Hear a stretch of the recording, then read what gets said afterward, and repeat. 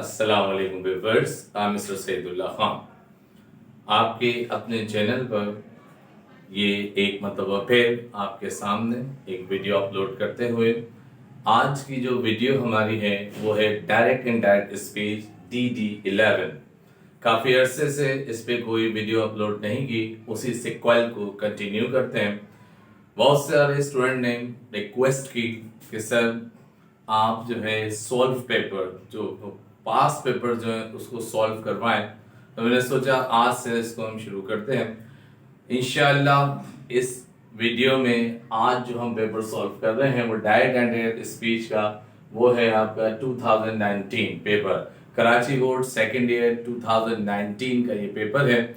इंशाल्लाह ये time after time आपकी वीडियो में ईयर वाइज आपको सॉल्यूशंस मिलती जाएंगे। इंशाल्लाह it will be very beneficial for you. मैं इसको सिर्फ सॉल्व नहीं करवाऊंगा बल्कि ये भी बताऊंगा कि हाउ टू सॉल्व इट, इसे सॉल्व भी कैसे करते हैं। ठीक है, रीजंस बताऊंगा, उन रीजंस को नोट डाउन कीजिएगा। ठीक है, इसमें इंशाल्लाह आपको ईयर वाइज अब सॉल्यूशंस मिलती जाएगी। कौन कौन से आते हैं, ये हमारा जो पेपर का पैटर्न है कराची बोर्ड का, उसमें सी सेक्शन सी में जो है 3 क्वेश्चंस आते हैं, एक पैराग्राफ राइटिंग, डायरेक्ट इनडायरेक्ट और एक कॉम्प्रिहेंशन। अब उसमें चॉइस दे दी गई है, पैराग्राफ को कंपलसरी ऐसे राइटिंग को कंपलसरी कर दिया है, डायरेक्ट इनडायरेक्ट और कॉम्प्रिहेंशन इनको जो है उन्होंने चॉइस पे दे दिया, कोई 2 क्वेश्चन कर रहे हैं। तो डायरेक्ट इनडायरेक्ट जो अभी हम कर रहे हैं वो इसमें सोल्यूशन कर रहे हैं। 10 मार्क्स के क्वेश्चंस होता है। ठीक है, आइए अब इसको सॉल्व करते हैं। सबसे पहली चीज ये देखिए कि he said लिखा हुआ, he said life is not an empty dream। अब देखिए ये जो पार्ट है life is not an empty dream, ये जो पार्ट है इसे हम कहते हैं रिपोर्टेड स्पीच। ओके, और जो ये पार्ट है फर्स्ट पार्ट इसे हम कहते हैं reporting work. I have already mentioned in my previous videos DD1, DD2, DD3, जो DD का जो डायरेक्ट इनडायरेक्ट का जो सीक्वल है उस सीक्वल में देख लीजिएगा, पहले समझा चुका हूं। ठीक है, अब सबसे पहले चीज ये देखनी है कि ये जो पार्ट है रिपोर्टेड स्पीच जो हमारे पास कोटेशन मार्क्स में लिखा होता है, इसे देखना पड़ता है कि ये किस सेंस में है। ये आया कि क्वेश्चन है या इंपैरेटिव है, इंटेरोगेटिव है, या ये फैक्ट है, या ये यूनिवर्सल ट्रूथ है, क्या है। देखिए जनाब, life is not an empty dream, जिंदगी एक खाली ख्वाब नहीं है। तो भाई ये एक स्टेटमेंट है और ये फैक्ट है, और ये फैक्ट है। जब हम बात करते हैं FACT फैक्ट, तो जब हम फैक्ट की बात करते हैं मेरे बच्चे, तो फिर अब क्या होता है कि यहां पर सेट जो है ना, ये 2-3 सेंस में चेंज हो सकता है। या तो सेट ऐसे ही रह सकता है, सेट दैट हो सकता है, या फिर आप इसे इन्फॉर्म्ड भी हो सकता है। ठीक है, क्वेश्चन नहीं इसलिए आस्क नहीं आएगा, तो इसको जब हम बनाएंगे तो ये बन जाएगा ही, और यहां सेट की जगह आ जाएगा INFORME, इन्फॉर्म्ड। या तो इन्फॉर्म्ड लिख दीजिए, अगर इन्फॉर्म नहीं है तो ही सेट दैट भी ले सकते हैं। ठीक है ना, अब देखिए ही इन्फॉर्म्ड ऑब्जेक्ट नहीं है, जरूरत नहीं लगाने की। इस कंजंक्शन को रिमूव करने के लिए कॉमा को, इसकी रिप्लेसमेंट में जो आप लगाएंगे वो लगाएंगे दैट, सिंपल वर्ड लगाएंगे that. He inform that life, ऐसे आ जाएगा LIFE, लाइफ। सिर्फ ये जो आपका कोटेशन मार्क्स था ये रिमूव हो जाएगा, life L small, life is. अच्छा, यहाँ इज की जगह वॉज नहीं आएगा, यहाँ इज ही रहेगा। क्यों? क्योंकि अगर फैक्ट आ जाए ना या कोई यूनिवर्सल ट्रूथ तो ये हमेशा प्रेजेंट फॉर्म में लिखा जाता है। Please keep in your mind. Okay, इसे अपने ध्यान में रखिएगा कि ये प्रेजेंट फॉर्म में, इसका इफेक्ट इस सेट से नहीं होता। ओके, तो ये हो जाएगा दैट लाइफ इज नॉट, ऐसे आ जाएगा not an empty, EMPTY, empty dream, DREAM, dream, और आ जाएगा full stop. Now we need no quotation marks, अब हमें किसी कोटेशन मार्क की कोई जरूरत नहीं है।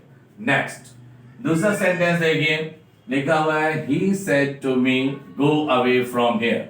अब ये वाला पार्ट जो है ये भी रिपोर्टेड स्पीच है और ये जो है हमारा ये रिपोर्टिंग वर्ब है।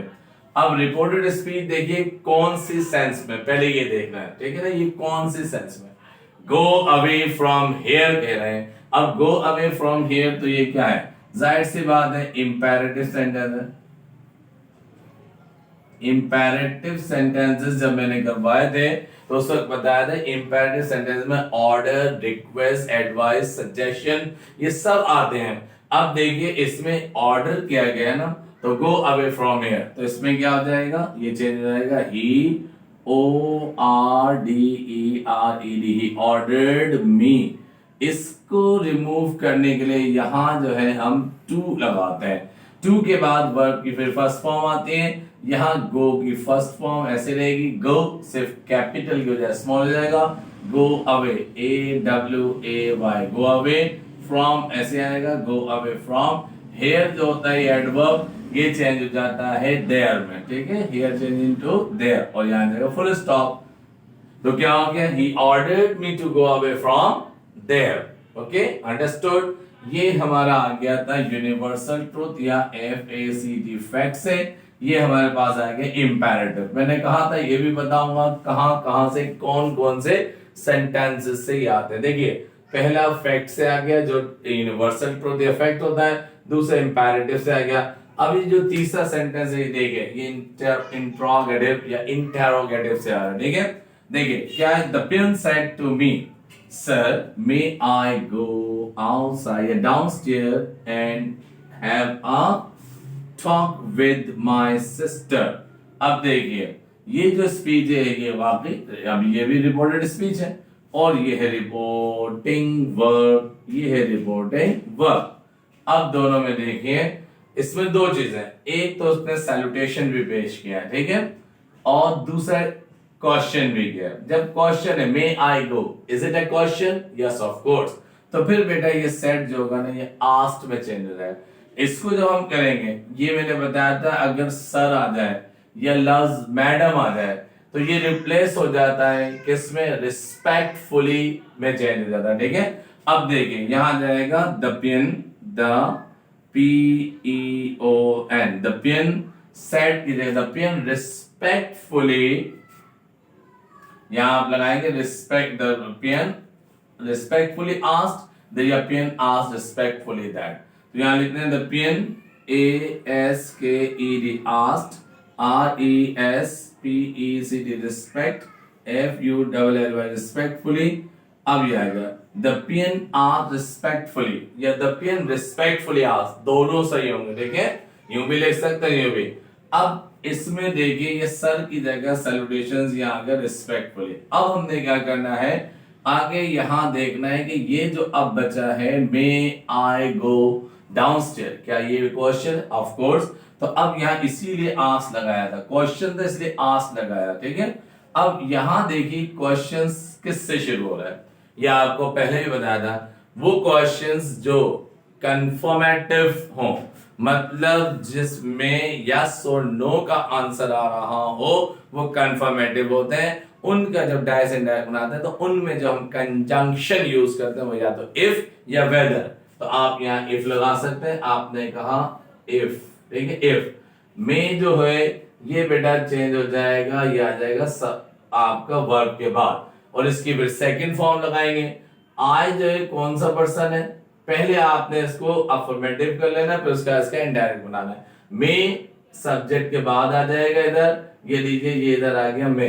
अब ये यहां से हो गया खत्म। अब बना आई गो, सॉरी मे यानी गो के बाद नहीं, इधर आएगा सब्जेक्ट के बाद, सब्जेक्ट के बाद आएगा यहाँ मे, ठीक है ना। तो आई मे गो डाउनस्टेयर एंड हैव अ, अब ये हो गया। अब इसका बना है आई फर्स्ट पर्सन है, फर्स्ट पर्सन स्पीकर से चेंज होता है, स्पीकर कौन है, पियन। तो पियन का हम यहाँ प्रोनाउन इस्तेमाल करेंगे ही, MAM माइट हो जाएगा, MIGHT माइट, ही माइट।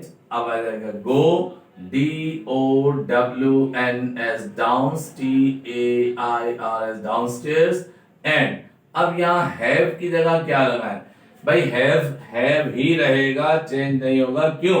क्योंकि मे और माइट के बाद वर्ब की फर्स्ट फॉर्म आती है, इसलिए यहां भी फर्स्ट फॉर्म आएगी। ये हो गया हैव और बाकी वैसे हो जाएगा have a talk, TALK, talk with my sister, WIT, with. अब माई जो है यहाँ पर, ये जो माई वर्ड इस्तेमाल किया बेटा, ये भी फर्स्ट पर्सन है, ये भी स्पीकर से चेंज हो जाएगा, और स्पीकर कौन है? पियन। तो यहां आ जाएगा with his sister, with his SISTER sister, और यहां आ जाएगा फुल स्टॉप, और ना कोई इन्वर्टेड कॉमा और ना ही कोई क्वेश्चन मार्क। अब पढ़िए, The peon asked respectfully if he, yeah, the peon respectfully asked if he might go downstairs and have a talk with his sister. Understood? 3 clear? Number 4. बेटा इसमें थोड़ा टाइम तो लगेगा, लेकिन रीजंस जो मैं बता रहा हूं और जो रूल्स बता रहा हूं, जो बात है उससे अपने ज़हन में रखिएगा। ठीक, next, he said to him what a big lie it is, what a big lie it is। अब देखिए, इससे पहले सेंटेंस को डिफाइन कर दूं, ये था इंटेरोगेटिव, इसे हम लिख सकते हैं INNTERROGATIVE, ये इंटेरोगेटिव है, एक फैक्ट का, एक इंपैरेटिव का, एक इंटेरोगेटिव से आ गया। अब ये जो सेंटेंस हमारे पास आ रहा है, पहचानिए कौन सा है। ये एक्सक्लेमेटरी है, ऑफ कोर्स एक्सक्लेमेशन से what a big lie it is कह रहा है, कितना बड़ा झूठ है ये। अब इसमें उसको बड़ी हैरत हो रही, तो ये सेड टू जो है ये कन्वर्ट हो जाएगा किसमें? ये आ जाएगा शी। अब यहाँ व्हाट क्वेश्चन नहीं है, ये एक्सप्रेशन है, तो ये जाएगा she exclaim, EXCLAIMED, she exclaim with, यहां लगेगा with, she exclaim with strange, STRANGE, strange, exclaim with strange. अब हम क्या करेंगे, यहां पर कॉमे को हटाने के लिए यहां पर हम लगाएंगे दैट, सिंपल हैशटैग आएगा दैट का। अब ये व्हाट जो होता है ना, ये व्हाट, ये रिमूव हो गया। क्यों रिमूव हो गया व्हाट, ये वाला जो व्हाट है? इसलिए कि इसकी एक्सप्रेशंस यहाँ पे एक्सक्लेम विद स्ट्रेंज, इसलिए अब इसको दोबारा लगाएंगे। अब ये आ जाएगा, अगर हिम है तो एक्सक्लेम विद स्ट्रेंज, अगर हिम लगाना चाहते हैं तो आप लगा सकते हैं exclaim with strange him, she exclaim with strange with him, यूं कर सकते हैं, अदरवाइज नीड नहीं ना लगाएं। ठीक है, अब फिर यहाँ लगेगा दैट। अब इसके बाद देखा जाएगा जो रिमेनिंग सेंटेंस है वो ये है, ठीक, आप बिग लाइट है, तो इसमें पहले हमारे पास इट को शुरू में लिया यहाँ पर इट, अब इस जो है वो चेंज हो जाएगा वॉज में, इट वॉज, अब आ गया फिर आ जाएगा बिग लाई, LI, और यहाँ आ जाएगा फुल स्टॉप, अब कॉमा, इन्वर्टेड कॉमास खत्म, साइलेंस करेक्शन खत्म। ये आ गया she exclaimed with strength that it was a big lie, she exclaimed with strength for him with him, यानी that it was a big lie। Understood? यहाँ तक clear हो गई बात? तो ये आपका आया था यहाँ पर, ये जो है ये वाला सेंटेंस, ये एक्सक्लेमेटरी था, EXCLAMATORY, एक्सक्लेमेटरी सेंटेंस। ठीक, अब हमारे पास है he said would that I were the owner of this factory। भाई ये वाला जो पार्ट है ये क्या है? would that I were the owner of that factory, of this factory। अब ये क्या चीज है? जाहिर सी बात है विश है, तो ये आ गया आपका ऑप्टेटिव, OPTATIVE, ऑप्टेटिव सेंटेंस है। इसमें या तो विश होती है या फिर प्रे होता है। अब देखिए he said, तो क्या हो जाएगा? he wished हो सकता है, he prayed हो सकता है, he WISHED second form, he wished that लग जाएगा। अब जब wish that लग गया तो ये would that जो है ये रिमूव हो जाएगा। ठीक, अब रहेगा ये sentence I were the owner of this factory। I जो है ये कौन सा पर्सन है बेटा? First person. फर्स्ट पर्सन किससे चेंज होता है भाई? स्पीकर से। स्पीकर कौन है भाई यहाँ पर? ये रहा ही, ये देखिए स्पीकर है यहाँ पर ही। अब इससे चेंज हो जाएगा, अब आई की जगह हम लगाएंगे ही, लेकिन स्मॉल ही आ गया। ठीक है, वर्ब कौन सी फॉर्म है वर्ब की भाई? सेकंड फॉर्म है। यहां वर्ब की कौन सी फॉर्म है भाई? सेकंड फॉर्म है। जब दोनों तरफ वर्ब की सेकंड फॉर्म आ जाए तो ये जो है रिपोर्टेड स्पीच वाली वो हेड प्लस थर्ड फॉर्म में चेंज हो जाती है, तो हमने लगाया हेड, और वर्ब की थर्ड फॉर्म होती है बीन, इसलिए चेंज होता है हेड बीन में। Had been the owner, OWNER, owner of. ये जो दिस है ना, दिस ये कन्वर्ट हो जाए डेमोस्ट्रेटिव प्रोनाउन जो है ये दिस फैक्ट्री, तो ये दिस जो है यहाँ पर कन्वर्ट हो जाएगा THAT दैट, और फैक्ट्री ऐसे रहेगा FACTORY factor, full stop, remove the sign of exclamation और कोटेशन मार्क। अब देखिए ये हमने आज 2019 के 5 सॉल्व किए। अगर आप इसे इसी तरह बना देते हैं इंशाअल्लाह you will gain full marks. Okay, अब देखिए पहला फैक्ट से आ गया यानी यूनिवर्सल ट्रूथ, दूसरा इंपैरेटिव, तीसरा इंटेरोगेटिव, चौथा एक्सक्लेमेटरी और पांचवा ऑप्टेटिव। देखिए ये तकरीबन आपके हर उससे आते हैं और ये तमाम रूल्स में आपको ऑलरेडी सिखा चुका हूं अपने प्रीवियस लेक्चर्स में। Understood? Did you get my lecture? If you got it, so please, हाँ यूं कह सकते हैं कि अगर आपको ये समझ आया है तो जरूर भी जरूर आप कमेंट्स कीजिए, ठीक है, और मेरे चैनल को सब्सक्राइब कीजिए, कन्वे कीजिए, इल्म है जहां तक पहले जिस हद तक पहले फैलाइए। नेक्स्ट वीडियो के लिए वेट कीजिए, बहुत जल्द मैं अपने चैनल पर एक जूम पर ऑनलाइन क्लासेस अभी शुरू करने वाला हूं, फर्स्ट ईयर सेकेंड ईयर की इंग्लिश की क्रैश ग्रुप की इंशाल्लाह बहुत जल्द। फिर इंग्लिश लैंग्वेज की क्लासेस होंगी, फिर ग्रामर के अलग अलग जूम पे ऑनलाइन, क्योंकि बहुत सारे रिक्वेस्ट मेरे पास आ रही हैं कि सर जूम पे इंग्लिश लैंग्वेज की क्लासेस शुरू कीजिए, ग्रामर की क्लासेस शुरू कीजिए, हम आपसे लाइव पढ़ना चाहते हैं, तो इंशाल्लाह लाइव भी आपको पढ़ाएंगे इंशाल्लाह। Thank you so much. अल्लाह हाफिज, फी अमानिल्लाह। अपना ख्याल रखिए, शाद रहिए, आबाद रहिए। अल्लाह हाफिज।